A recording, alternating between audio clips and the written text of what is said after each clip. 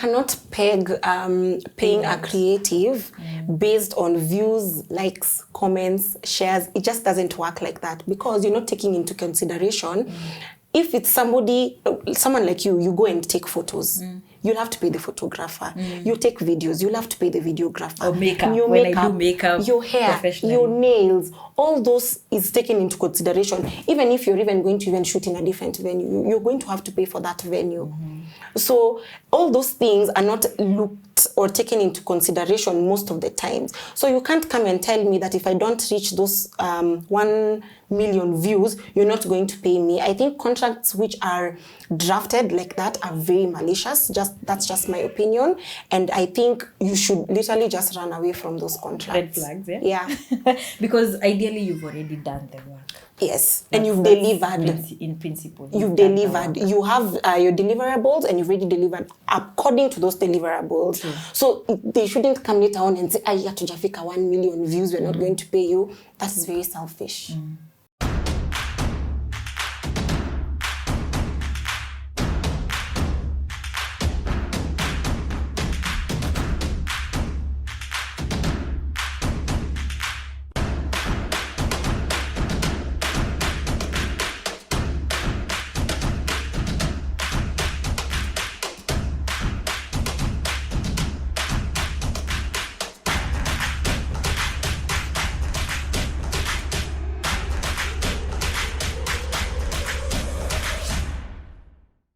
Hi guys, welcome back to my channel. Thank you so much for tuning in here. We have an influx of 800 subscribers, so karibuni sana. I'm happy to have you here. So today we are talking about something serious, like serious matters. In my career journey video, I told you I have a legal background, and so today I'm doing a video that I've wanted to do for so long. I've gotten requests to do it, and it's just about the creatives contract, the influencer contract, or the creative contract.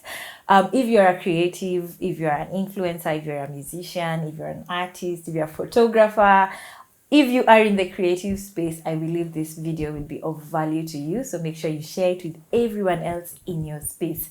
So before going far, I want to introduce my guest, who is going to tell you more about herself, but I had to bring in someone in the legal space to help me deliver these points so that you can understand them well. We will break them down for you in very simple terms, because legal jargon can be quite something. So without further ado, let my guest introduce herself. Thank you so much, Margie. My name is Jocyline Omondi. I am an advocate of the High Court of Kenya. I work at JRO Advocates LLP, where I'm a partner. And I am also the founder of Bougie Scents. Bougie Scents is these candles that usually burn just behind me that make the room smell really nice. This place smells of wine. Yes. This is the red wine scent. Yeah. So karibu sana. Thank you for accepting the call to have this discussion. We are talking about creatives contracts. So we basically want to go through what you should look at. You are working with a brand, you're working with an agency on behalf of a brand. What should you look at in that contract when you get the contracts? Do you even read contracts, guys? Do people read their contracts? Because if you read them, some of you will not sign them, and some of you won't be in so much trouble afterwards, just if you understood what the contract says. So basically, let's just jump into it. We are starting with basic things that you've gotten a contract. What are you looking at? I think the first thing which I would say is read your contracts. Go through those contracts, because you need to find out who exactly are you entering a contract with. You need to know the parties to the contract. So if you're given a contract, just don't take it and just sign because you're here for the money. I think that is something which we should refrain from doing. Understand the contract, and if there's anything you do not understand, it's better you seek legal advice, or just ask somebody, what does this thing mean? Just don't go and append your signature, because at the end of the day, once you do that, you're binding yourself to that agreement, and you have to be complacent to that agreement. Sometimes you're selling your soul. Exactly. Be careful. What are you selling? Yes. Yeah. Anyway, so first things first. There are basic things that you have that make a contract. Yes. first of all, we have the parties. They have to Yes. be very clear in the beginning. This contract is between you and who. So that if you find your content or whatever, your music with someone, a third party, you're like, they were not privy to this Exactly. contract. These are parties. Yeah. The date. It's usually like the first thing. This contract starts on this day, blah, blah, blah. And can this be tied to the period of the contract? Date, commencement date. Yeah. It can be tied to, like, also factor in, is there a provision saying how long the contract is? Yes, definitely. The duration of the contract. Yeah. Yes. And what next? So, first of all, you need to find out 3 things. In every contract, there are usually 3 essentials. Actually, they're called essentials of a contract. There's offer. There's an offer which you're given that, yes, I'd want you to do for me 1, 2, 3, 4. That's the offer. So it's either you accept or decline that offer. And by signing, you're accepting. Exactly. And if you're not comfortable with it, you're declining the offer. Now, once you've accepted that offer, there's something called consideration. So all those 3 have to marry. Consideration is now what we call payment. So if I'm doing exchange. Exactly. So if I'm doing some work for you, you need to pay me because you need to understand this is a business. It's just not casual work I'm doing for you. No. You need to understand that it's a business and people have to be paid for their worth. Yeah. Yes. So the consideration aspect is actually what makes it. It's not a favor. It's not a gift. It's a business transaction. Yeah. Yes. Yeah. So those are basic things we've talked about: offer, acceptance, and consideration. So let's just delve a little bit into the payment, which touches on consideration. Make sure how much you're being paid is very clear, whether it includes tax or not, when you're going to get paid, because many people have been character developed. You're following money, 90 days. I feel like 90 days is such a long time. 90 days is like for land transactions. That's actually the completion period. Yes. Be very aware and know that you have the power to also ask for a deposit. Because not many people honor contracts these days. So you will find that there are organizations willing to pay.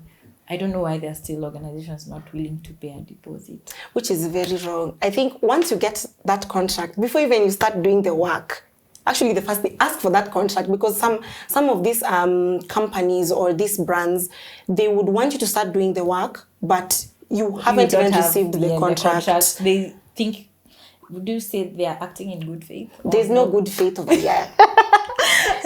There's no good faith. They know what they're doing. Yes, you can act in good faith. Yes, if definitely. you had a long-term working relationship. Yes, but then at the end of the day, you still need to have that contract to protect both parties. You're not just protecting one party, you're protecting both parties. The contract is there so that you guys can have a favorable agreement throughout the time which you guys are doing the work. Okay, so being in the social media space, there are contracts that you actually find, absurdly, I find them absurd, that you're going to be paid per view or per like. What is your opinion on that? You cannot peg paying a creative based on views, likes, comments, shares. It just doesn't work like that, because you're not taking into consideration if it's someone like you go and take photos. You'll have to pay the photographer. You take videos, you'll have to pay the videographer. Or makeup. Your when makeup, I do makeup, your hair, your nails, all those is taken into consideration. Even if you're even going to even shoot in a different venue, you're going to have to pay for that venue. So all those things are not looked or taken into consideration most of the times. So you can't come and tell me that if I don't reach those 1 million views, you're not going to pay me. I think contracts which are drafted like that are very malicious. That's just my opinion. And I think you should literally just run away from those contracts. Red flags, Yeah. Because ideally you've already done the work. Yes, and you've delivered. In principle. You've delivered. You have your deliverables and you've already delivered according to those deliverables. So they shouldn't come later on and say, hatujafika 1 million views, we're not going to pay you. That is very selfish. I believe that's clear. At least just know your worth. Put in mind that you've already done the work. So speaking about consideration, and that covers the service that you are offering, make sure that the deliverables are very, very clear. How many stories are you doing? How many posts are you doing? How many reels are you doing? And do you have creative control over what you're supposed to do? Is there a hashtag you're supposed to use? Because you can do all these things and then you fail to put a hashtag and they don't recognize. There's even, I think it's a worldwide rule that you have to openly say when there's a paid promotion. That's why you see people using the hashtag ad. I don't know if it's called whitelisting. I'm not so sure of the term, but make sure you are following all the guidelines that you're supposed to do for your work to be submissible. Make sure it's very clear. What are the deliverables? Even if you're a musician, even if you're a photographer, how many photos? What is the quality of this image? How are you going to deliver this image? In what format? Everything should be absolutely clear on your end as a creative. And I think you should also be very wary about deadlines. If there's a deadline when you're supposed to submit that work, stick to that deadline. And if you know you're not going to deliver on time, please communicate. Communicate and tell the client or the agent that I will not be able to deliver on this time because of 1, 2, 3, 4. At least so that they know you've communicated, instead of keeping quiet and then the day of delivery it reaches and you've not done the work. You're going to put yourself at a very disadvantaged position. You need to communicate. I remember when I was pregnant and then the day for posting, I was in surgery. And there had to be a YouTube video and all. But I was working with a very understanding brand, but you have to communicate. Most people actually just go quiet. So be very clear about whatever. We are humans. At the end of the day, people understand some of these things. So it's not a matter of life and death. So on the next point, which you should actually look for in a contract, is the relationship between the parties. It has to be clear. Are these people your agents? Are these people your employer, or are you an independent contractor? Because most creatives, it will fall under independent contractor. But you find that some agencies are very sneaky and will include clauses where they're acting as your agent at some point. So after all those things, also go back to where it is defining your relationship and be very clear. Do you want to be an employee or an independent contractor, or principal versus agent kind of relationship? Having talked about all that, let's jump into the most integral part, copyrights. Because we own content that is not tangible in nature, it's artistic in form. If you're a musician, if you're a photographer, if you're a content creator, you're creating content that we can't really touch, and that's what you own.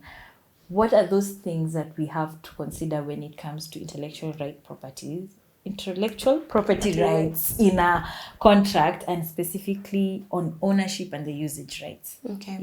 So when it comes to ownership, you have to make sure you as a content creator own those rights.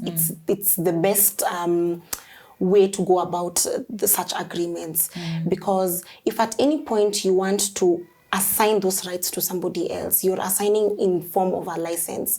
So you need to dictate, or rather you need to find out for how long are you giving out this license, how is it going to be used, and for what period of time. So for example, if it's something to do with, let's say, 6 months, that should be like the maximum, in my opinion. 6 months? 6 months should be the maximum. But at the same time, you have to pay for it. You have to pay for it. You have to be compensated equitably for that. Exactly. I'll give an example. If you see this perpetuity clause, that they own the rights to the content within forever. That is actually forever. That is a long time. If somebody has to buy go you with that, yes, exactly, that's the term. If somebody has to buy you, how much would you be worth? How much would you be worth? Forever. Billions, trillions, millions. So I just recommend, do not allow such terms, especially that perpetuity clause. If you can ask the drafters or the agency or the client to actually just remove it, or limit the time. Yes, or limit the time. And if they're putting you there for a very long period of time, especially that exclusivity clause, the exclusivity clause which tells you that you cannot work with any other brand for a specific period of time. So if I'm not supposed to work with other brands, and that is my source of income, and that is where I get my food, that's how I pay my bills and everything. So if I'm not supposed to work with these other brands, how much would you be willing to pay me? You see, so those are things which need to be taken into consideration. Those are very important very important things. I'll just take it back to 3 years ago when I had an issue with a contract about a product line for hair, and there was a perpetuity clause, and they will own the content and they will air it in whatever platform, which again is what we have said, where are they airing this content or music? And I had an issue with that because it meant anytime, like let's say we've moved on from that work and then I get another brand B, I'm doing brand B's work, and then brand B sees these people are still maybe sponsoring the content we already did. It's very conflicting. Therefore, you can be fired by brand B because kumbe you are under contract forever. Yes. And you don't know. Exactly. Yeah, so I believe that's, be very careful. Find out how are they using these rights that you've given them. They're using them maybe to air for this and this period. Do they have the right to authorize a third party to use those rights? And to what extent? And do you want to allow that? And should they actually seek consent? Because I believe there are contracts that provide for consent. Yes. And then a further agreement on how much can you be paid for this extra. And then also, I was going to say what? Make sure it's very, very clear, because there are things that actually contravene the law. Actually, in intellectual property rights, we have economic rights. Now, these are the ones you're assigning through licensing and everything.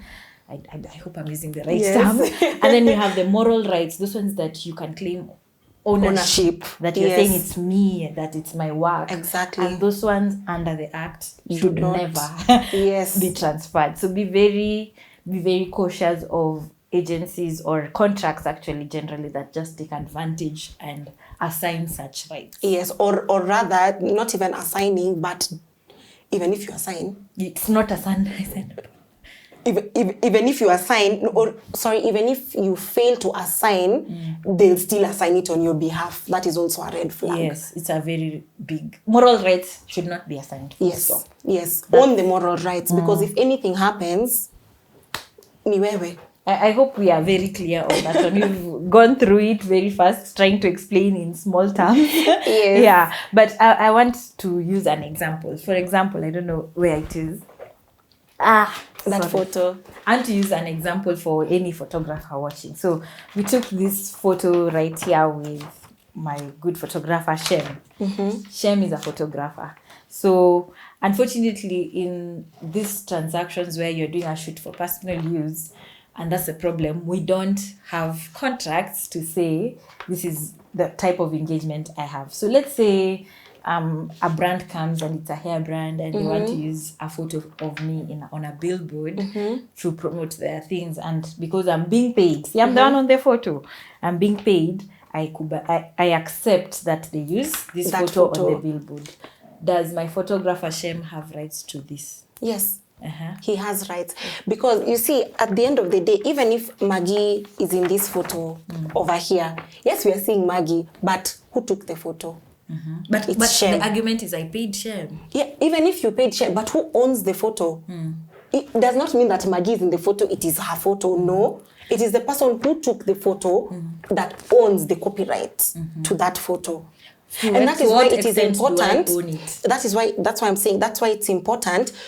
If you're going to take a photo, that's why you'll find some photographers asking you, what is it for? Okay. What is it for? So they're defining for what purpose. Yes, then they'll give you different rates if it's just for personal use, or if it's for business, or if it's an event, or whichever it is. So you have to be very clear and have a contract. Because even at the end of the day, when you're getting some of these agreements, and you're subcontracting some work, you're not doing everything. Maybe you don't have the cameras, maybe you don't have the lighting, you don't have the, perfection makeup. You'll have to subcontract some of these items. The cameras have a contract for each and every one of those ones, so that at the end of the day, even if once you're putting your rate card, zimeandikwa hapo chini, everything is over there for makeup, commercial purposes, like this, so that everything is so detailed. Be very organized and have contracts with all your subcontractors, because also, if you're not paid in time, you're also not paying your subcontractors in time. It's like a trickle down effect.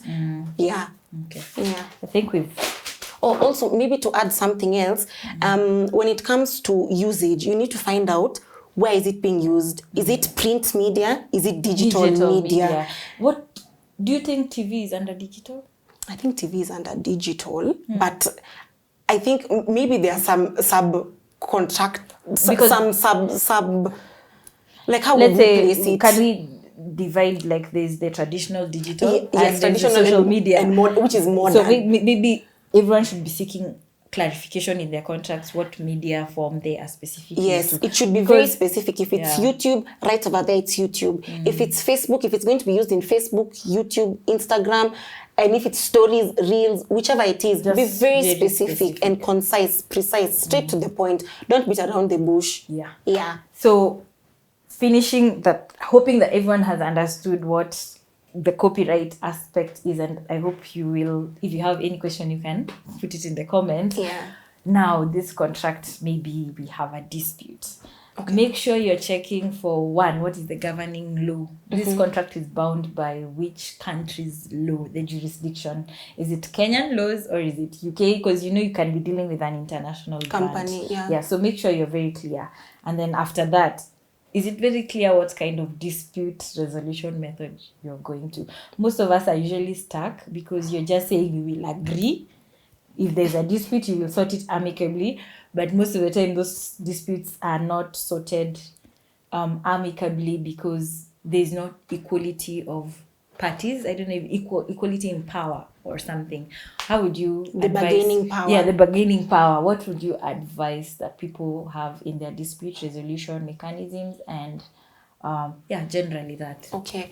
So when it comes to dispute resolution, the first thing I would say, first of all, have negotiations.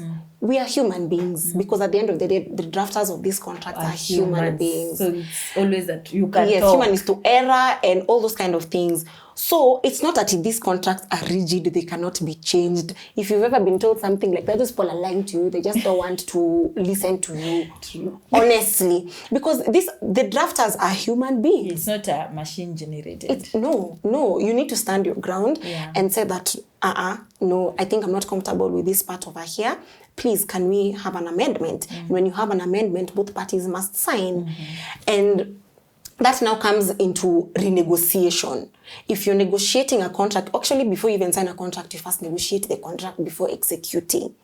So you negotiate the terms of the agreement. If you're comfortable with it, then now we sign. Later on, if there's anything which we need to change, we'll come back again to the drawing table. We renegotiate. We say, I think now the times have changed, or ABCD. Let us include this. Let us remove this. It is still possible. To say also, a contract should have a provision for how it should be amended. Exactly. The amendment clause. Exactly. Exactly. Like that if there needs to be a part to be amended, it shall be done in writing and both parties to sign. Yes. And then so when it comes to the dispute resolution, now when a dispute arises, mumekosana in short, there are many ways in which you can resolve a dispute.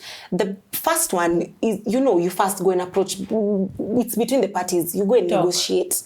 Yeah, go and negotiate. Go and talk about it and say, hey, Margie, over here, I'm not comfortable with the way probably you did ABCD in accordance to our agreement. So let's talk about it. Yeah. If the negotiations have failed, is there another step which we can move next to? Is it mediation? Mediation, now you involve a mediator who is not going to actually bring for you the solution. No, the mediator does not bring for you the solution. The mediator just helps you people see your interests, and the solution comes from you, the parties. So it's not the mediator to come and say, this is what you should do. No, mediation, it's just a way to make both parties see this person's interest, this other person's interest, and then they aid you into reaching a solution. They do not provide the solution for you. And then if you don't have if it's mediation has failed, because at the end of the day, right now, you cannot go to the courts. Until you've tried alternative dispute resolution. Yes, at least first try alternative. And it's even cheaper. Courts will take forever. It will take a long time. And more money. Yeah, we're not complaining about the money as lawyers, but at the end of the day, it is best for you to settle these disputes amicably and faster, because some of these things have time periods, and you have to meet those time periods. So if there is no mediation, is there an option to go to arbitration, where now there's an arbitrator who's now going to make the decision and it's final? Arbitration is actually binding between both parties. The decision, it's an award actually, it's binding between both parties. So make sure that the dispute resolution clause is drafted in such a way that caters for all those scenarios. And if there's a dispute, how are we going to deal with it? And it's not that we are saying that there's going to be a dispute. We're not saying that there's going to be a dispute, but we are saying in the event, because what lawyers do, we preempt. We preempt that, okay, if this is going to happen, this is how we're going to deal. I'm always telling my husband, when signing a contract, it's the perfect honeymoon stage. Perfect. Like everything looks perfect until something happens. So you have to prepare for eventualities. Yes. Yeah. So you've talked about dispute resolution. Let's say either of us in the contract once we're like, no, we're not working with you. What should people look at in the contract? Termination. Now, termination. You see, every relationship has an end. Can end. And at some point, itaisha. Yeah. So, we need to prepare for that time. Let's say maybe you've already posted your stories, you've already posted your reels, you've done the YouTube video. It's remaining maybe one more reel. Exactly. And once you've done it, imeisha. Now you're not supposed to get your payment. So when it comes to termination, the termination clause should be drafted in a way that both parties understand, because sometimes I think in a way, when getting some of these contracts, it's very important to understand some of those hard words. That's why we are saying, if you don't understand something, it's best at least get some legal advice. Yes, get some legal advice, because you may not even see that maybe you've been given 1 month notice. Let's say maybe you've been given the termination period is you give the client, who's now the company or the agency, 1 month notice in advance. You're tired today and you want to terminate the contract tomorrow, and you see it doesn't work like that. You have to give prior notice, because people have to jipanga at the end of the day. So when it comes to termination, read that termination clause in advance and understand it, so that when it comes, if people want to terminate the agreement, then you know how it's done. With regards to that, I have worked with brands where contracts didn't have a termination clause for me.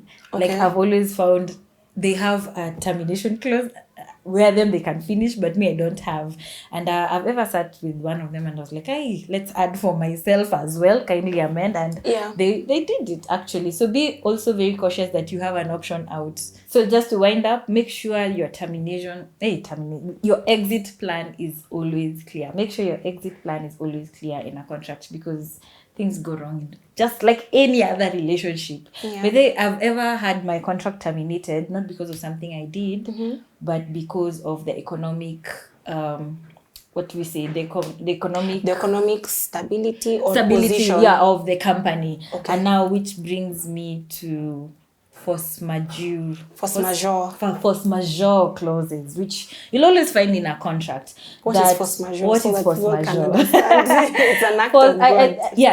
It's an unforeseeable circumstance that's beyond the control of people, humans, most of the time.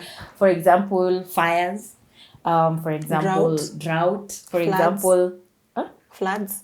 Let's say there was a flood in an area and your cameras went. That's a force majeure event. I remember when I was planning my wedding and I kept telling the event planners, kindly add for me a force majeure clause, because the grounds were prone to floods. Like there was a river. And trust me, the day before, the ground had flooded. And anytime I was telling them, they were not seeing, but later on it affected them with another wedding, because mine yangu ilishuka dry, but it affected them with another wedding, and finally they adopted the clause I was telling them in their own contracts. Okay. Now, unfortunately, people don't see these things coming. People never saw COVID coming. Yeah. I would consider COVID a force majeure, a pandemic. A pandemic, a health pandemic could be one of those things. So generally what your clause is supposed to say, that it should cater for in the event an unforeseeable circumstance like that, an act of God, like something beyond you guys. What will happen? Will you be paid for? Maybe you had done it partly. Will they pay you, or will you refund the money? It should cater for all those instances to a point that parties are comfortable. Yeah. Or sometimes it could just even suspend the contract. Then when the position has changed, then you can continue. For example, this is a famous case law scenario where you have a music concert, guys bought tickets. A force majeure clause would come in, for example, if the hall was to have a fire the night before. Then the event can't happen. So what happens? Make sure your contract is covering such eventualities. Yeah, so make sure you are very careful to include such clauses, because the world has taught us through COVID. Force majeure clauses, don't take them lightly. See what happens if an event beyond your circumstance. For example, even the way there are terror attacks. And then you had a function at that particular mall, for example, and there's a terror attack. Then what happens? And you've already done a lot of work behind the back, preparing and everything. What happens to such contracts? I remember a wedding planner telling me they planned so many things for weddings. They had paid a lorry to transport tents. They paid everything on a Friday, and then Saturday, lockdown is announced. So who's coming for the wedding? So what do they get paid? You see, COVID didn't prepare so many contracts, and I feel like that would have fallen under a force majeure clause. So make sure you have one, just to be safe in case an act of God happens. So I think we've touched on so many things. Have we touched on assignment? Because most creativity contracts are based on the person. It's you, your skill. I can't be sick and then my sister does for me that. So most of the time, just look that your contract tells you can't. This contract has to be done by you, like you're bound. I don't know how do they put it, but I hope you get what I mean. It's only you. You cannot assign somebody else to do for you that job. They're personal in nature. So make sure there is also that, because you just need to take care of yourself. I feel like we've covered a lot of the very important things that you should look at in a contract. What the other factors that affect a contract that you may not even know as a creative? I believe that sometimes most of creative people come to the table with unequal bargaining power, and the industry has become a bit mean. So you find that you don't have negotiating power, you don't have bargaining power, you are almost forced to accept terms in a contract, and then things backfire and you find yourself scared to sue because you signed. And these are the factors that can actually make a contract illegal, and people don't know about them. For example, duress is a very big aspect. In what forms does duress present itself, for example? Okay, so duress, basically, if you find yourself in a position whereby you're being told it's my way or the highway. So you need to be very careful, and you need to now weigh, is it going to be the money that I'm going to take, or is it my authenticity that I'm going to be bringing to the table? You need to understand yourself. So when it comes to a situation where you're being forced or being coerced to sign something, or you're being given very harsh terms, like if you don't sign, then you're going to do 1, 2, 3, 4, that's a red flag. That's a very huge red flag. You should run away from such contracts. Because at the end of the day, maybe they're even telling you to do something illegal and you don't know. You've already just appended your signature because you're shaking and you think this is the biggest opportunity you're going to get, and you're being paid 20,000. And you're selling you don't know what you're giving back in return. It makes something worth more. Yes. Other than that, I've just quickly remembered time when you're duress or coercion. Does that fall under coercion or duress? I think duress, where you are, or coercion. It's almost, there's a thin line where you're almost coerced to sign this thing because of time. Like the job is tonight. You must sign now. There's no time to ask questions. You must sign now. I feel like that's another instance of duress. Yeah, okay. I think I'd put it in this perspective. That's why we say you need to understand the parties, because different jurisdictions or different continents have different ways of negotiating. I'd give an example. For example, most of the Asian parts of the world, they have a very unique way of negotiating contracts, in the sense that they have very nice organized tours and organized. Why have you reminded me of China? Of my time in China.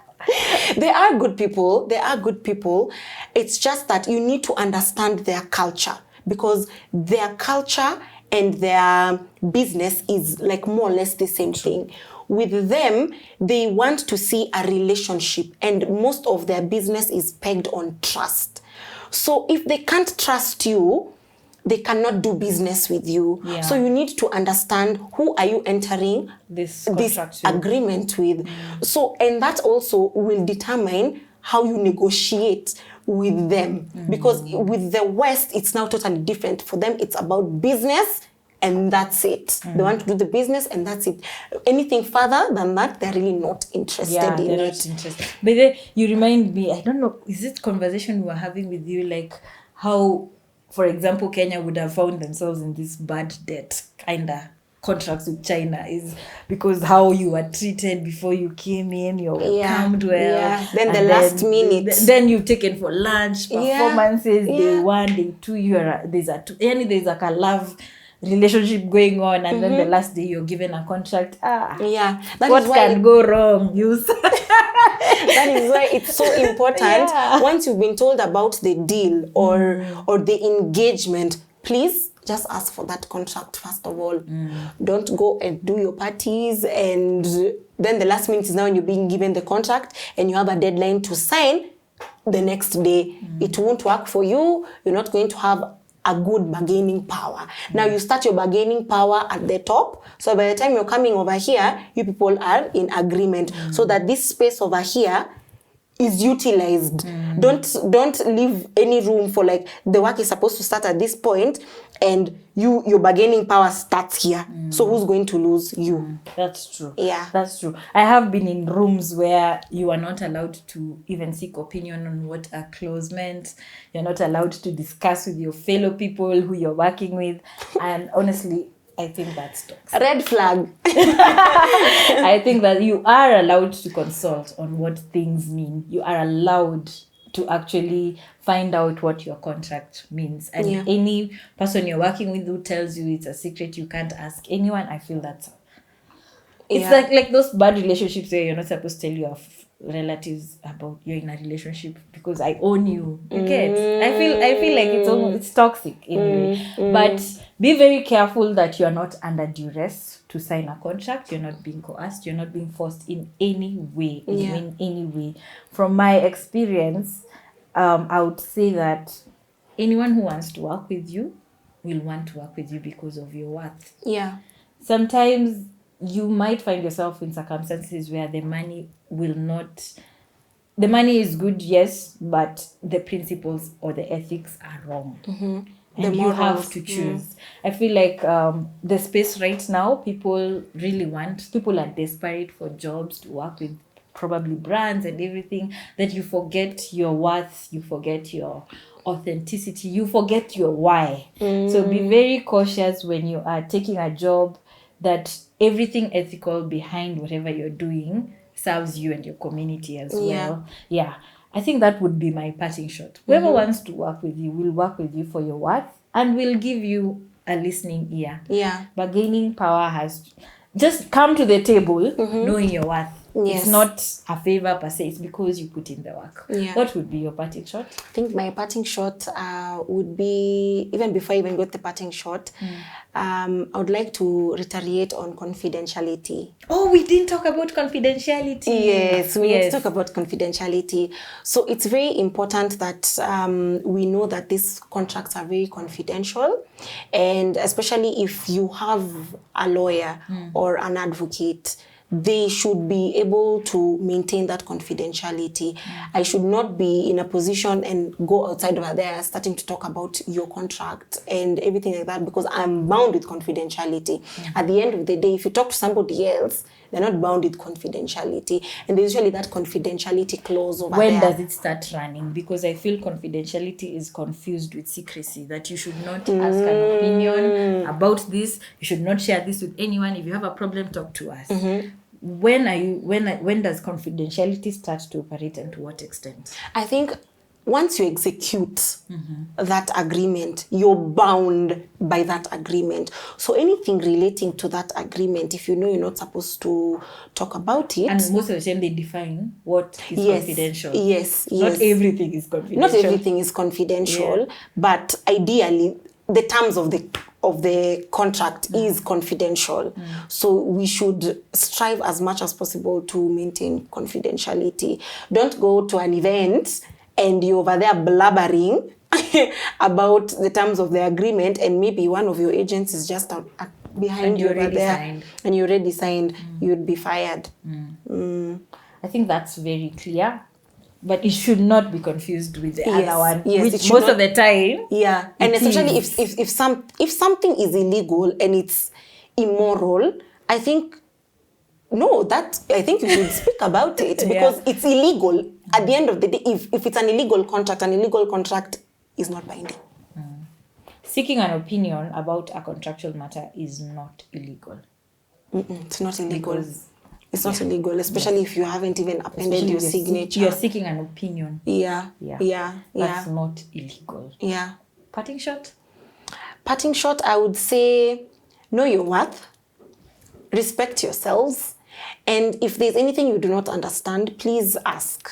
Please ask. Don't sell yourself. Don't sell your soul, because you never know. You never know what you're trading. If it's something which is supposed to go on for a long period of time, get your payment. Get those coins. Don't be misused. Don't be bullied. Do not fall into the trap of, yes, it is a good opportunity, and you're over there with a forever clause. It's never a good opportunity. You're missing out on so many other good actual opportunities. Yeah. Yeah, I think that's it for today. This is a very personal topic, being in the creative space. I think I'll do one story time of how we landed in South Africa, having not signed with a brand, having not signed a contract, and what the repercussions of that were. It was horrible. Horrible. So understand your deliverables, and please append your signature before you undertake the work. Please. Until next time, thank you so much for watching this video, and I hope to see you on the next one. Bye-bye.